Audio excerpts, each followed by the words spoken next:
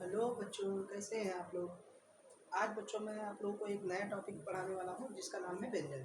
तो चलिए अब बिना किसी देरी के हम लोग व्यंजन को स्टार्ट करते हैं। व्यंजन क्या होते हैं? व्यंजन व्यंजन बच्चों, अगर व्यंजन की बात करेंगे तो व्यंजन व्यंजन का मतलब क्या होता है? जो जो बिना किसी स्वर की सहायता के नहीं बोले जा सकते हैं उनको व्यंजन कहते हैं। तो जो बिना किसी स्वर की सहायता से नहीं बिना किसी स्वर की सहायता से के बिना नहीं बोले जा सकते हैं उनको व्यंजन कहते हैं। तो जो व्यंजन की सहायता से ही बोले जा सकते हैं उनको हम लोग क्या कहते हैं? व्यंजन कहते हैं। अर्थात जो बिना स्वरों के नहीं बोले जा सकते हैं उनको व्यंजन कहते हैं। अब बात कर लेते हैं व्यंजन के प्रकार कितने होते हैं। तो व्यंजन के प्रकार देख लेते हैं। तो कंठ, तालव्य,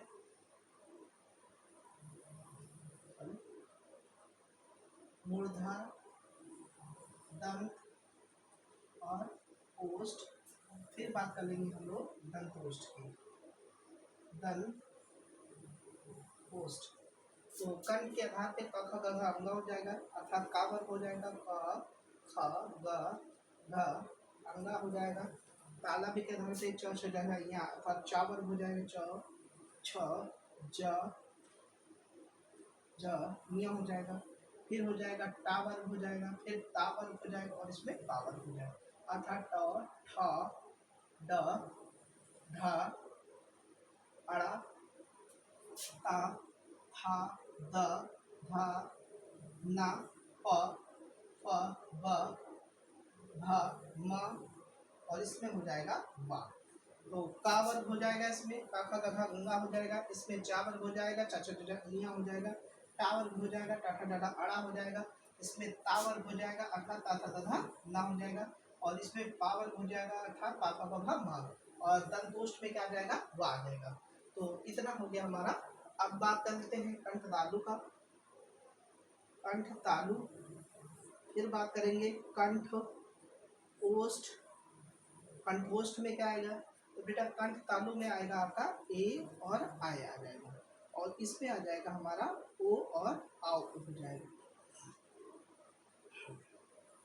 ओ और आओ आ जाएगा। ठीक है, तो ये हो गया हमारा कंठ तालु और कंठ ओष्ठ हो गया। तो आई होप इतनी बातें आप लोगों को समझ में आई होंगी। तो कंठ तालु में हमारा क्या आ जाएगा? ए और आय आ जाएगा। कंठ ओष्ठ में क्या आ जाएगा? ओ और आओ आ जाएगा। अब बात कर लेते हैं कि कंठ में और को क्या क्या शामिल किया जाता है। तो कंठ में और क्या क्या शामिल कर लिया जाता है तो उसकी भी चर्चा कर लेंगे। तो बच्चों इसको हम इरेज कर दे रहे हैं। तो कंठ में और क्या क्या शामिल किया जाता है? तो इसमें बेटा छोटा और बड़ा आ भी शामिल कर लिया जाता है और इसमें शामिल किया जाता है आपका हा, अर्थात ऊष्म व्यंजन का हा शामिल कर लिया जाता है। अब बात करेंगे चा में। तो चा में क्या क्या शामिल किया जाता है? च शजरा इया के साथ साथ आपका छोटी ई और बड़ी ई को शामिल किया जाता है और अंतस व्यंजन का या और ऊष्म व्यंजन का शा भी शामिल कर दिया जाता है। और बात कर लेते हैं मूर्धा की। तो इसमें री से ऋषि को शामिल किया जाता है और फिर अंतस व्यंजन का रा शामिल किया जाता है, ऊष्म व्यंजन का सा शामिल कर लिया जाता है। अगर दंत की बात करेंगे तो दंत में क्या क्या शामिल किया जाता है? तो इसमें ली शामिल किया जाता है और अंतस व्यंजन का ना शामिल कर देता है, ऊष्म व्यंजन का सा शामिल कर लिया जाता है। अब बात कर लेते हैं ओष्ठ की। तो ओष्ठ में छोटा ऊ और बड़ा ऊ को शामिल कर दिया जाता है और इसी में शामिल करते हैं। ठीक है, तो इसमें छोटा ऊ और बड़ा ऊ को शामिल करता है। तो यहाँ से भी क्वेश्चन बनता है कि कंठ में क्या क्या शामिल करता है? काका गागा अंगा अर्थात का वर्ग शामिल किया जाता है, छोटा बड़ा और हा को शामिल किया जाता है। तालव्य की बात करेंगे तो तालव्य में क्या क्या शामिल किया जाता है? तो इया को शामिल किया जाता है, छोटी ई और बड़ी ई को और अंतस व्यंजन का या और उष व्यंजन का शा शामिल किया जाता है। इसमें री को शामिल करता है रा, अंतस व्यंजन का रा शामिल किया जाता है, उष व्यंजन का सा शामिल किया जाता है। री से ऋषि को शामिल किया जाता है, अंतस व्यंजन का ना शामिल किया जाता है, उष व्यंजन का सा शामिल किया जाता है और इसमें छोटा ऊ और बड़ा ऊ को शामिल किया जाता है। ठीक है, तो इसके बाद में हम लोग बात करेंगे कि अंतस व्यंजन क्या होते हैं। फिर हम लोग एक टेबल बना करके इन सारी वस्तुओं को देख लेंगे। ठीक है, तो हाँ ठीक है, तो अंतस व्यंजन क्या होते हैं? ऊष व्यंजन क्या होते हैं, संयुक्त व्यंजन क्या होते हैं, ठीक है, अस्पर्श व्यंजन क्या होते हैं, यहीं पे हम लोग बात कर लेते हैं पहले, ठीक है। तो बात करते हैं अस्पर्श व्यंजन की, अंतस्थ व्यंजन की, ऊष व्यंजन की और संयुक्त व्यंजन की। स्पर्श व्यंजन में का वर्ग से लेकर के का गगा अंगा से लेकर के का से लेकर के का से माँ तक की चीजों को शामिल किया था। अर्थात इसमें का वर्ग, चा वर्ग, टा वर्ग, ता वर्ग और पा वर्ग को शामिल किया जाता है। अर्थात इसमें कितने वर्गों को शामिल किया जाता है, तो का वर्ग, चा वर्ग, टा वर्ग, ता वर्ग और पा वर्ग को शामिल किया जाता है। अंतस्थ व्यंजन में य, र, ला और वा को शामिल किया जाता है। ऊष व्यंजन में हमारा सा, सा और हा को शामिल किया। इसमें हमारा छ, त्र, ज्ञा और श्रा को शामिल किया जाता है। छा किससे मिलकर के बनता है, तो का और शा से मिलकर बनता है। और त्रा किससे मिलकर के बनता है, ता और प्लस रा से मिलकर के त्रा बन जाता है। ज्ञा किससे मिलकर के बनता है बेटा, तो जा और या से मिलकर के ज्ञा बन जाता है। और श्रा किससे मिलकर के, शा प्लस रा से मिलकर के श्रा बन जाता है। तो आई होप इतनी बातें समझ आई होंगी। एक बार मैं रिपीट कर दे रहा हूँ जल्दी से। कंठ में किसको शामिल किया जाता है, तो का वर्ग को शामिल किया जाता है, छोटा बड़ा और हा को शामिल किया जाता है। ताला में किसको शामिल किया जाता है, चा वर्ग को शामिल किया जाता है, छोटी बड़ी और या और शा को शामिल किया जाता है। मूर्धा में ठा को शामिल किया जाता है, डा ढा और अड़ा को शामिल किया जाता है, री से ऋषि और अंतस्थ व्यंजन द्वारा और शा को शामिल किया जाता है। दंत की बात करेंगे तो तथा ता ता दा को शामिल किया जाता है, ली से ली को शामिल किया जाता है, ला को शामिल किया जाता है और शा को शामिल किया जाता है। ओष्ठ की बात करेंगे तो पापा बाबा माँ की बात कर लेंगे, तो छोटा और बड़ा की बात कर लेते हैं। और वाक जो है होता है बेटा दंतोष हो जाता है। अब स्पर्श व्यंजन की बात करेंगे तो स्पर्श में स्पर्श व्यंजन को ही क्या और किस नाम से बुलाते हैं, तो इसको बेटा वर्गीय व्यंजन बुलाते हैं, स्पर्शी संघर्षी भी बुलाते हैं, इसी को स्पर्शी संघर्षी भी बुलाते हैं। हाँ, इसी को स्पर्शी और संघर्षी बुलाते हैं, इसी को बेटा स्पर्शी और संघर्षी बुलाते हैं। तो स्पर्शी संघर्षी व्यंजन को बुलाते हैं। उस व्यंजन को हम लोग संघर्षी व्यंजन बुलाते हैं, उस व्यंजन को हम लोग किस नाम से बुलाते हैं, संघर्षी व्यंजन बुलाते हैं। तो आई होप ये बातें आप लोगों को क्लियर हो गई हैं। तो यहीं पर हम लोग देख लेते हैं प्राणत्व के आधार पे, प्राणत्व एवं श्वास के आधार पे, श्वास के आधार पर। तो प्राणत्व एवं श्वास के आधार पर देख लेते हैं। तो यहाँ पे बेटा अल्प प्राण, महाप्राण। तो अल्प प्राण क्या होगा, तो अल्प प्राण की बात करेंगे तो 135 135 अर्थात पहला वर्ण, तीसरा वर्ण और पांचवा वर्ण सॉरी। फिर आ जाएगा आपका अंतस्थ व्यंजन, संपूर्ण अंतस्थ व्यंजन को ले लेंगे।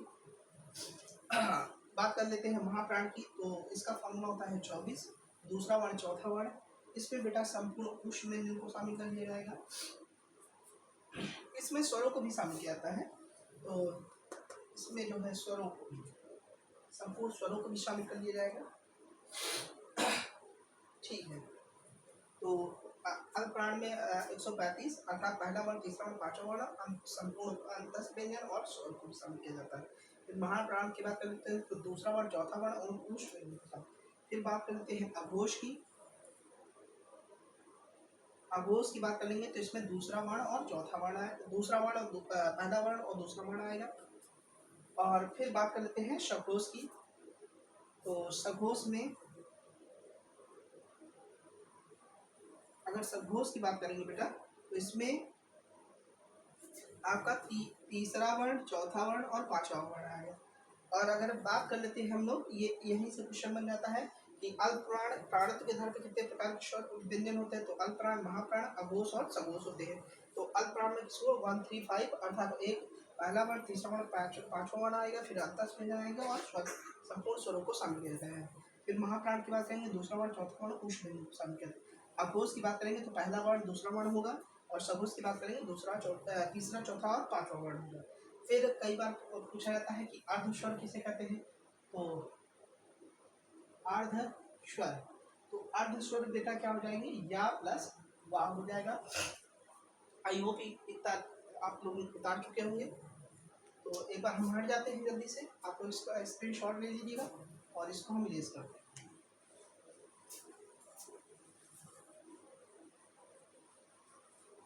बस थोड़ा सा और बचा है।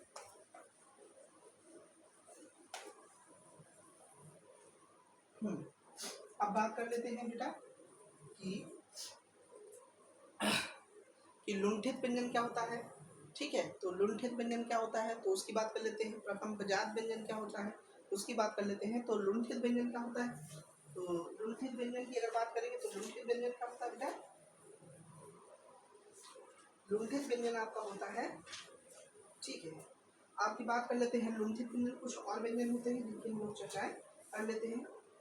एक सेकेंड। तो प्रकम्पित व्यंजन क्या होते हैं बेटा, प्रकम्पित व्यंजन क्या होते हैं, इसी को लुंठित व्यंजन भी बोला जाता है।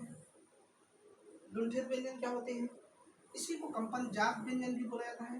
कंपन जात व्यंजन, तो कंपन जात व्यंजन क्या होता है, इन तीनों को भी रा क्या बोला जाता है, रा को ही हम लोग प्रकम्पित व्यंजन, लुंठित व्यंजन और कंपन जात व्यंजन बोलते हैं। बात कर लेते हैं काकल्य व्यंजन किसे कहते हैं। काकल्य व्यंजन किसे कहते हैं, स्वर यंत्र मुखी व्यंजन, स्वर यंत्र मुखी व्यंजन किसे कहते हैं, बेटा इसको कहते हैं हा को। फिर एक क्वेश्चन आता है कि वत्स व्यंजन किसे कहते हैं, वत्स व्यंजन, तो वत्स व्यंजन आपका हो जाएगा सा रा ला और ना और जा हो जाएगा, सरल और मज हो जाएगा।